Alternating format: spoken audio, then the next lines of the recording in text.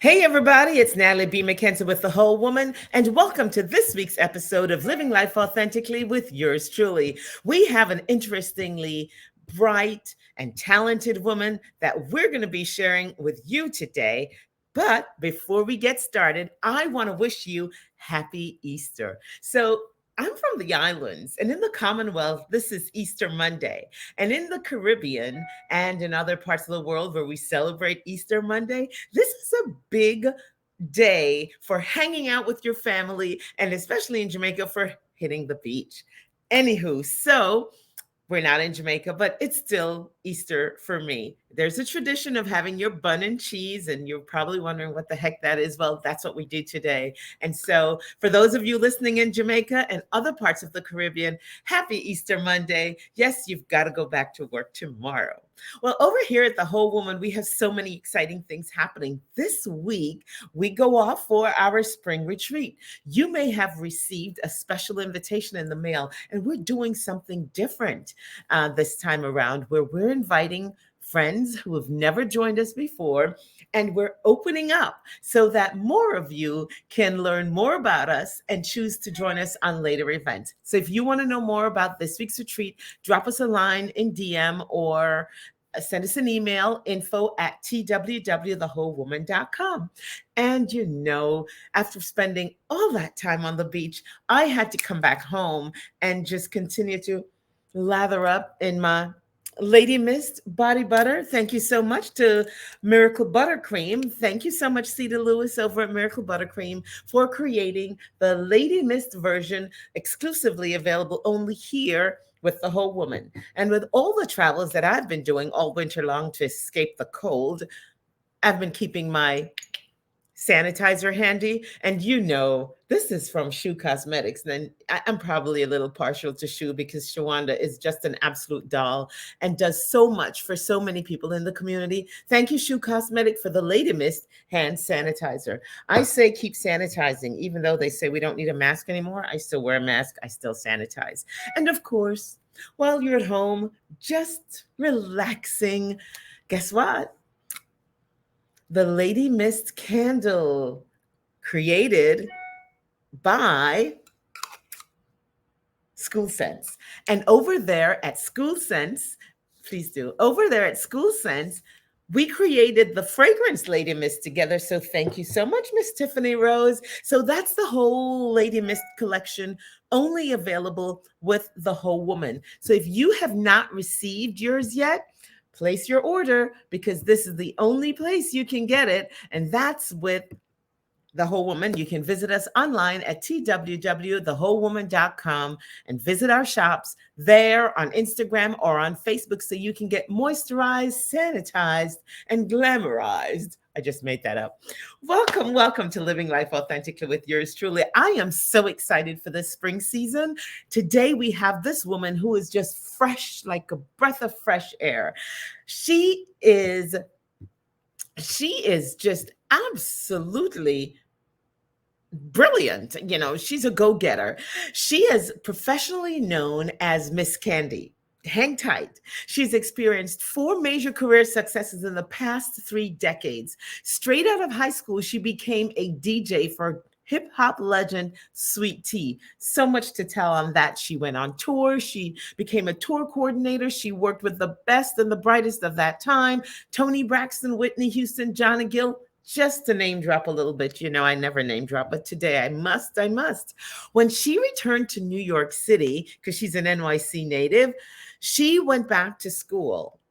And I guess not being a college graduate in the traditional sense, she went back and got 5 degrees from City College. I will not keep you waiting, ladies and gentlemen. Help me welcome today's guest. She is the program director with the Child Center of New York at Preparatory Academy for Writers, known as PAW, in the Springfield Gardens High School Education campus. Her name is Carolyn, Miss Candy Johnson. Welcome, Carolyn, or should I say Candy? Hi, how are you? It's am such a pleasure to meet you. First, let me say that I've been following you. You're doing an amazing job lifting up women that are just like like everyday women working out here, making beautiful things happen within their communities, within their work sectors. And I'm just really, really happy to be here, being a chosen member of your new family. Absolutely. Welcome to the Love Circle. I am delighted. When people say they follow me, especially post pandemic, I am like, you got to be kidding me. Because, with the pandemic, I thought folks had nothing else to do. So I am always humbled and thank you because women like you make such a difference in our community with the regular folks who get missed. So thank you for what you do. Thank you. I appreciate it. So, Candy, I read your bio and I just mentioned so much that you have done. And when I read the bio, I thought maybe you'd be about 80 or so because you got so much done. So many people say that, but you know what? I have to say, I'm going to credit that to being a Libra. I get bored, and that's not a good thing. I also suffer from anxiety a little bit. So once I'm done with something, I'm done with it, and then I move on. So To the that's a next. part of my authenticity, I would, add. Well, tell me, Miss Candy, about the authenticity of the person I'm speaking with. Where are you from? Tell us about what went into the making of Miss Candy. It must have been lots of sugar to have a name like Candy. And Um, my uncle Smoke, Ricardo Chase is the one that gave me the name Candy. My name is Carolyn, obviously. And when he saw me in the hospital, he thought that I was Chocolate. My grandmother said, "You're not naming my grandbaby Chocolate as a nickname. You're not going to sound like a street walker or whatever." So they agreed to the name Candy. So that's where Candy came from. Fresh Um, at the hospital. Queens Hospital Center in the Jamaica Queens area. Um, I was raised by my grandmother, Odell Weathers Chase Sullivan. She married twice. My brother and I were under my grandmother's care. We were in kinship with my grandmother. My mom lived with us also, but there was something about an accident. My brother had fallen down the stairs and ruptured his spleen and his appendix, I believe. Both had to be removed. So at that time, like in the late 60s, early 70s, they basically gave custody to my grandmother. They thought she would be a more viable and responsible adult to take care of us. Around 7, my mother was dating and this and that, and my mother was also a dancer at the Apollo Theater, and she toured also with the Motortown Review, and I think she also toured with Billy Stewart. Hmm. So a lot of times my mother would be on the road. My grandmother had to care for us, so we grew up in kinship, and that's where the Child Center of New York kind of comes into play, because we went to school in Jamaica Queens, and my brother was extremely, extremely smart. He was like a part of the gifted program in his school, Mhm. and we were the first group of children to be bused from a black area to a white area to go to school. So we were bused to Kew Gardens, first my brother and then myself. And that was through the efforts of, it was at the time, it was called the Queens Child Guidance Center. Mhm. And then they, in the last maybe 20 years or so, maybe a little more, they've changed their name to the Child Center of New York. So tell me about this guidance center because if I'm interpreting correctly, this was for counseling because they thought maybe your mom was not providing proper care because your brother fell. Right, right. Huh? And also when you're in kinship and you're going to remove children from kinship and take them and put them into a different home, a blended family with a new parent who also has children, and the mom who wasn't the primary caregiver, they want to make sure that it's a cohesive blend. So that's Queens Child Guidance Center. They were amazing. That's pretty progressive for happening in the 70s. It was, and they have been, and they still are on the forefront of serving approximately 50,000 children a year through after school programs, daycare centers, counseling services for mental health, for educational needs, and different things like that. So they are a very well rounded organization. Again, like I said, they're called the Child Center of New York now. Um, they were on the forefront of fighting for a lot of things. Like with us, during the pandemic, they helped us raise extra funding so that we could get digital equipment that children needed within the school. So, the DOE is giving you equipment like laptops, Chromebooks, and different things like that. My agency was not playing. They went out and got laptops and Chromebooks and cell phones and different things. And they started telling us, all right, get your kids that weren't able to get things through the DOE, let's put them in a spreadsheet and let's start calling parents and getting them to come in and sign for stuff. And then, as the pandemic started to wear down, if they needed to return them, then we orchestrated, the return of whatever equipment that, were loaned out and stuff. I want to go back in time a little bit, Candy, because Okay. this is quite interesting, because you grew up benefiting from the programs of the Child Center. Yes. And you talk about some of the programs they implemented and your family went through to ensure that you would blend nicely. And I think that is so forward thinking, especially back in the 70s. Yes. But tell me more about how, growing up with your grandmother, then switching to move with your mom and stepdad, and now having step siblings, how that was impacting you, and what was the child in you doing in high school? Like, tell us about young Candy. I was all over the place. I was raised with my mom and my stepdad. I was the only girl. It was me, and my younger brother was my stepbrother. My older brother is my biological brother. My stepsister lived in New Jersey. She didn't live with us, but my grandmother was a part of the she was a part of that new environment in St. Albans, Queens, where Lena Horne, Count Basie, and his wife, and a lot of other people, James Brown, and so forth, lived in the St. Albans area.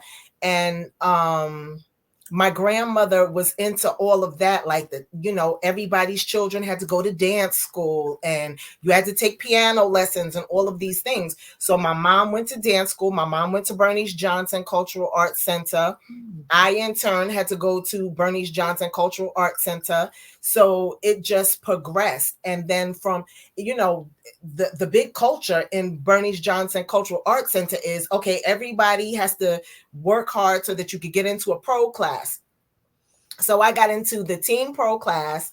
They helped us work on our auditions, because if you were in any of the pro classes, they really expected you to audition for Performing in Arts High School. I didn't get into Performing in Arts High School. However, I did get into Julia Richmond High School in the Talent Unlimited program. And that's not to say that I was second best, because Kadeem Hardison, Jada Pinkett Smith, they all were in the Talent Unlimited program also. Macho Camacho's baby brother, he was my boyfriend at the time. In Julia Richmond High School. So yeah, we had some things going on in Julia Richmond too. All right. Exciting life. I was in beauty pageants, the Little Miss Black New York State pageant.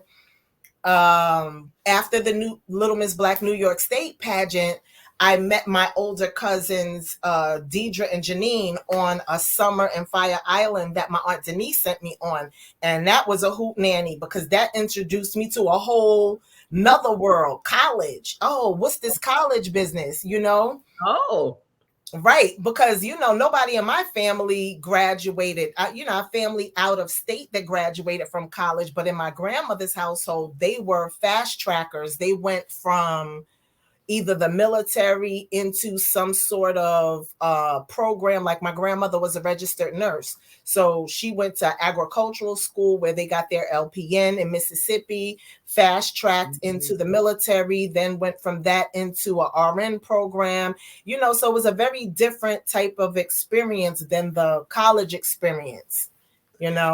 So when you met your cousins, Deidre and Janine, and for the record, we're talking about Deidre Tate, our executive producer, who is behind the scenes right now. Had you already gone off to becoming a DJ? I Or was was this on my before? way. I was 13. I had a older brother he was already getting ready to graduate middle school, going into high school, and he was into music and rapping and all of this different kinds of stuff. And rap music at that time in 1979, 1980, around that time, it was becoming a really big thing. So we would follow them around everywhere, Jamaica Park, um, uptown to St. Nicholas Projects, wherever. We would just be all over, going to all of these different parties and stuff, like sneaking off, mind you, because I was too young, but I definitely was on the train with my brother. Oh, if you don't take me, I'm telling, and all of that busyness. I'm a baby girl, a baby sister. I know that. I know Horror. I you better totally take. horrified this man. For my sweet 16, um, there were two big events that were happening when I was getting ready to turn 16. This was post meeting Deidre and Janine. Sweet Tea was performing with LL Cool J and someone else. They were performing out here in Jamaica, Queens. And then there was also New Edition, Run DMC, and Madonna performing at, oh my gosh, what's the name of it? Roseland Ballroom.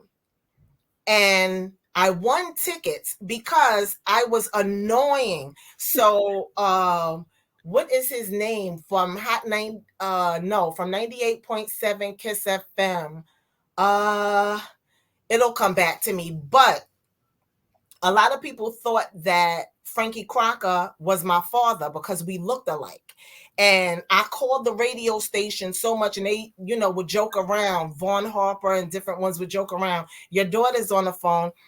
So when New Edition came, he said, Candy, this group is coming. I got to let you come to this concert. So I need you to call in at exactly such and such a time so that you could get the tickets to go to the concert. So what I did was I had my brother on Hot 90, on 98.7 Kiss, and I was on BLS. We both called in.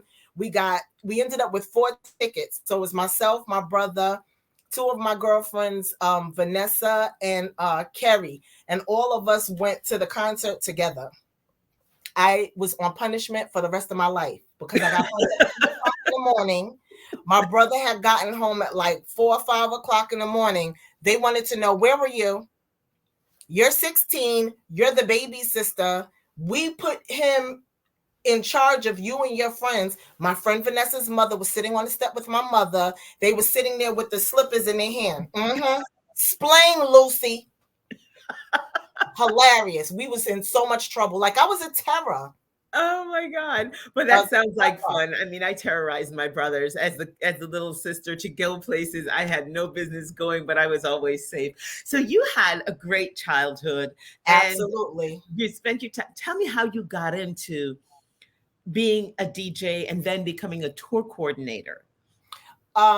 I got into being a DJ because, as I said, those were the 2 birthday events. And then Sweet Tea would perform at different places, Latin Quarter, this place, that place. And I would be like, Tony, you going to take me? And he'd be like, oh God, yeah, whatever. So one time I went to see her at Latin Quarter and we had a good time. Then I went to Detroit it was one of the school breaks, maybe the Thanksgiving break. And then when I came back home, she told my brother to bring me back to the show. And I came, they had another show because the show was sold out and they had to bring them back again. And so I go to the show. I have a good time. Afterwards, they're going to some other place or whatever. My brother didn't want to go. So my brother said, Sweet Tea was so kind to me. Like she just loved me. Like I was like her little baby doll or whatever from almost day one. And she said, well, she could go with me. Her boyfriend didn't want to go. Her boyfriend at the time was Joski Love, Pee Wee Herman's dance. They were engaged. And he didn't really want to go. So he said, look, you and the little sister, y'all go. He said, drop me off at home. I'm done. And my brother was like, well, I'll vouch for her. And so once we started hanging out, that was it. She would be in the studio. Candy, I'm coming to get you. I'm going in the studio. So I knew all of the routines. I knew all of the songs. But what happened was her DJ was DJ Jazzy Joyce. And Jazzy Joyce had gotten sick and couldn't go on tour. And, there was some things going on. So she was like, well, her manager said, Candy knows everything. She knows the show. She knows the songs. She is singing them right along with you. So let's train her how to DJ. They put me with Spinderella, Clark Kent. I remember Spinderella. Clark Kent used to DJ for Dana Dane. All of us were under the same management, under Idol Makers management. And they worked with me for a couple of weeks. We put a show together. We went on Christmas tour together.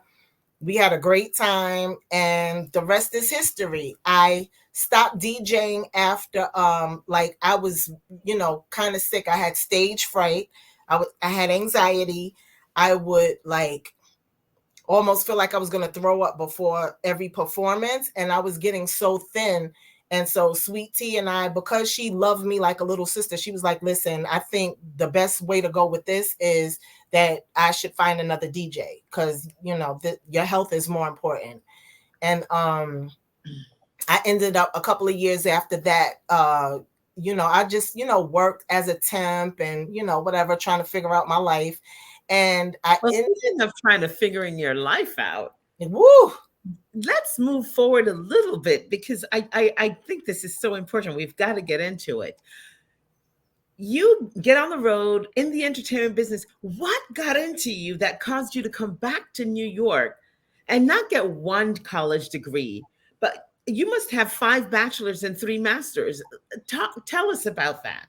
I have 3 bachelors and 2 masters. That's what it is. Okay, so what happened was I got I did a sort of a double major.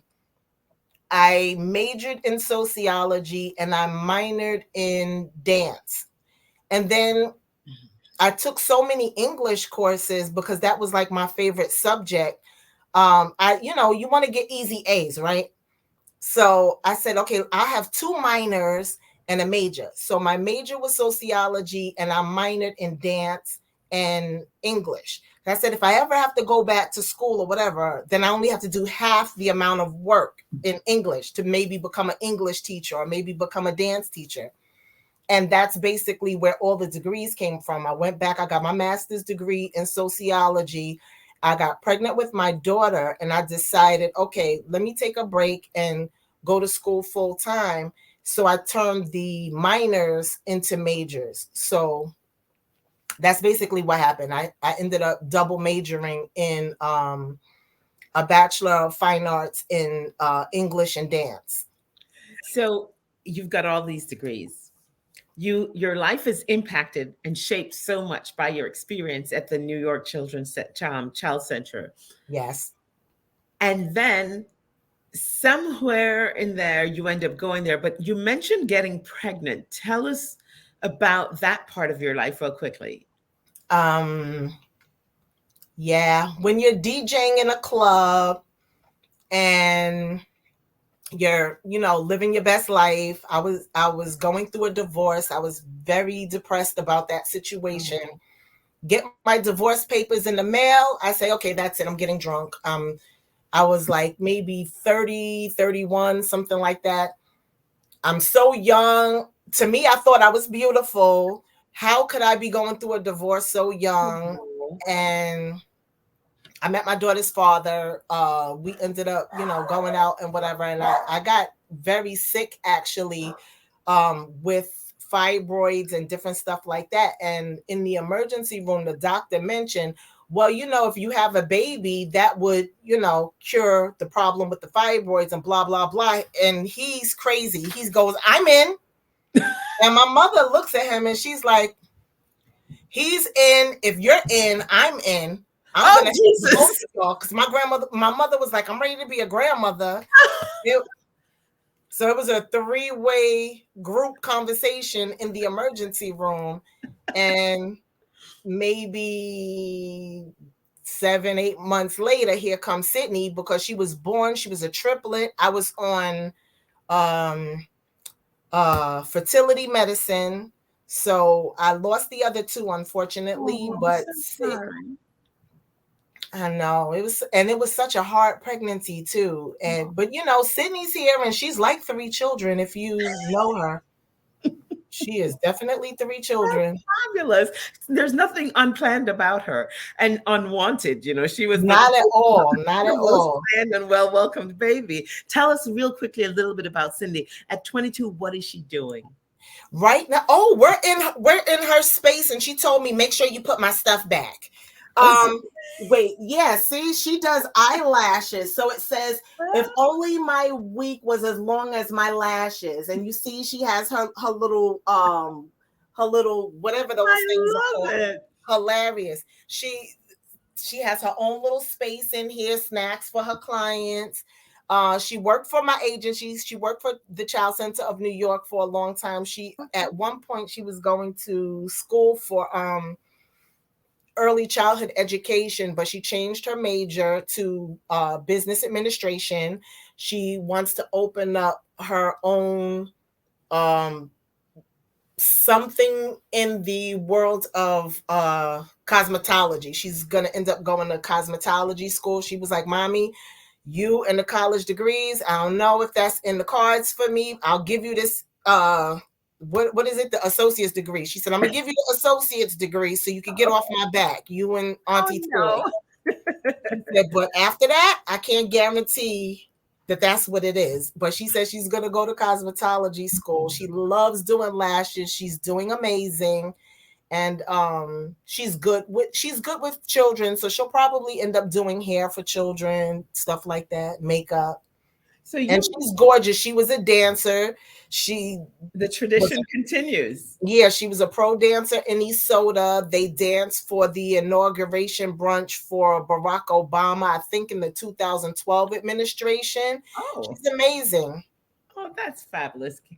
So, Candy, tell me real quickly, how did you end up back at the center? And real briefly tell us about your current role and how you're making a difference in the lives of the children that you serve. Okay, so I came back because I took time off, like I said before, when my daughter started the 9th grade. And I decided I loved her after school program. And I decided I had worked for other after school programs in the summertime while I was teaching. And I decided to give their agency a try. They hired me as the office manager. I think I might have been office manager for 7 days. And then they promoted me to program director. After maybe 6 months, they found out that I had all these degrees and they were like, are you kidding me? You can be an assistant director at your daughter's site. And 2 years after that, the program director, who was the assistant principal of the school, ended up retiring and they offered me the position to take over. So that's how I became the program director. It's 8 years later. I believe I impacted the program in tremendous ways. And through my relationships with community leaders, like now Borough President Donovan Richards, he helped us to get a dance program. We had Ballroom Basics for a number of years. We brought Esoda in. They did an event at Black Spectrum Theater, and they brought our kids in to be audience participants. I believe they're, working on a short film for that. I mean, it's a lot of different things. We did planting trees in the community. We did when Leroy Comrie, Gregory Meeks, Donovan Richards, any James Sanders, all of our community leaders in our area, they get together and they have things like Christmas tree lighting ceremonies and different things like that. I would take the kids. They have hot chocolate out there for them, donuts, hot dogs, and hamburgers. And this is like the middle of November, Mm-hmm. December, and I feel like there has to be a component of love, family, and community incorporated in raising our children. Like they say, it takes a village, and I feel like I'm a big part of that village. Well, Miss Candy, I am so delighted that we got this chance to sit together today. Would love to chat with you some more at another time to hear more about the program, because the Child Center in New York really sounds like it's Amazing. ahead of its time and providing that community aspect that's been missing for so many of our children. It's been a pleasure chatting with you. How can we stay in touch with you? Well, you can stay in touch with me through Candy Johnson on Facebook. My after school program also has a Facebook page. It's called Play After Work for Mm. Poor. And what else on social? What other social media? Instagram, CJ underscore Johnson 1967, and that's pretty much it. That's awesome. So we've been talking with Carolyn Candy Johnson, and she is the director over at the Child Center of New York. We're delighted that you were able to sit with us today, and we look forward to chatting with you in the future. Well, ladies and gentlemen, like I mentioned, we have our retreat coming up this weekend. We're going to go off to South Jersey to an undisclosed location that you'll only find out if you are traveling with us. In the meantime, remember to stay sanitized, moisturized, and luxuriate with our candles. I'm Natalie V. McKenzie, and I'm your host. I wish you enough life to live, enough joy to give, enough love to share. I wish you enough. Good night.